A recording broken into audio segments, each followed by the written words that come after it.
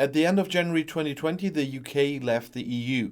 Since then, trade with the other European countries has dropped significantly, and the situation at the border is getting worse. The advantages for the British, on the other hand, are quite small. 2 years after Great Britain or the UK left the European Union, economic relations between the island and Germany have deteriorated dramatically, according to the Federation of German Industries, the BDI.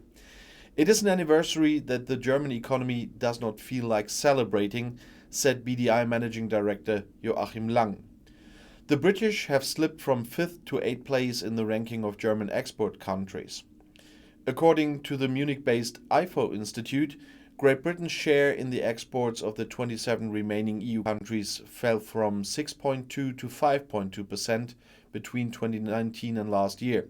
However, the number in 2019 was already affected by the consequences of Brexit, which was still imminent at the time.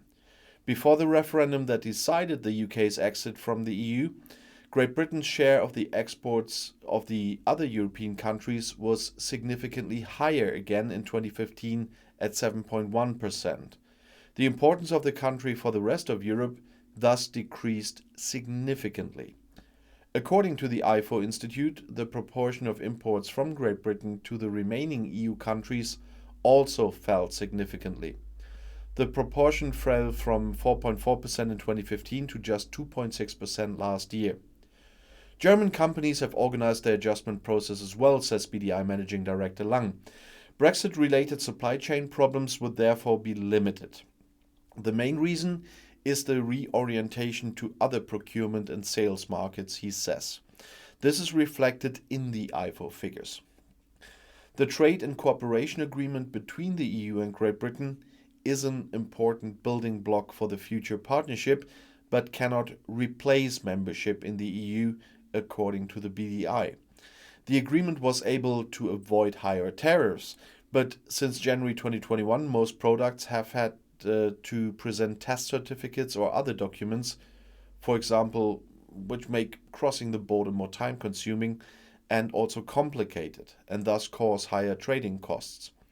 These new obstacles are devastating for EU and UK businesses, and particularly for small and medium-sized enterprises, says Lisandra Flach, head of the IFO Center for Foreign Trade. This is even more problematic in times of the pandemic, as it could be more difficult for companies to find alternative markets, especially small and medium-sized companies. They have a less diversified supply chain, and the fixed costs of finding alternative trading partners may be too high, she says. The situation at the border has worsened in recent weeks. Video cameras along the route, traffic jams on navigation maps, complaints from truckers on social media. Since the beginning of the month, queues of trucks have been growing on both sides of the channel, waiting for a train or ferry to go on the other side to deliver goods or to return from a delivery. On some days there was talk of queues up to 30 kilometers long and correspondingly long waiting times.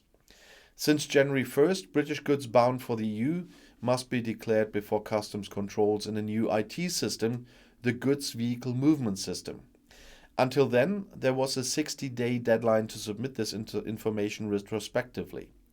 With GVMS, additional checks were introduced when checking in on the ferry, which would take around 15 minutes at the moment, according to truck drivers.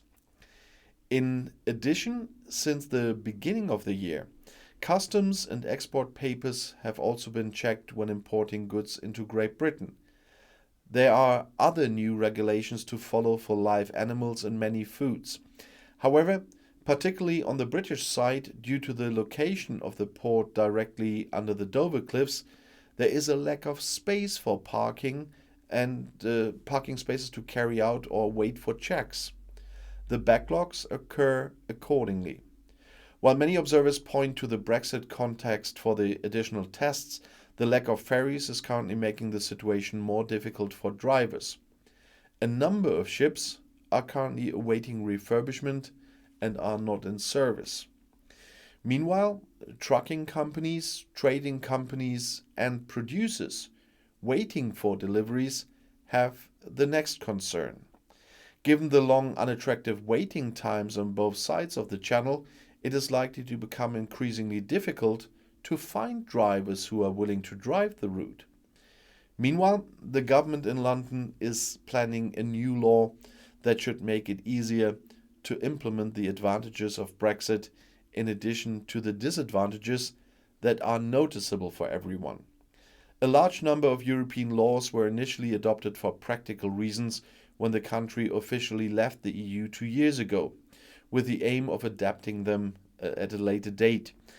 The Brexit Freedom Bill is intended to significantly simplify and accelerate the amendment of these regulations. The new law is intended, as they say, to unleash the benefits of Brexit. Well, it was announced by Prime Minister Boris Johnson, so we know what we can think about that, and promised to eliminate bureaucratic requirements worth £1 billion and to make life easier for companies. But they lost much more than £1 billion. In a 100-page overview of the advantages of Brexit, further areas for deregulation should also be intensified.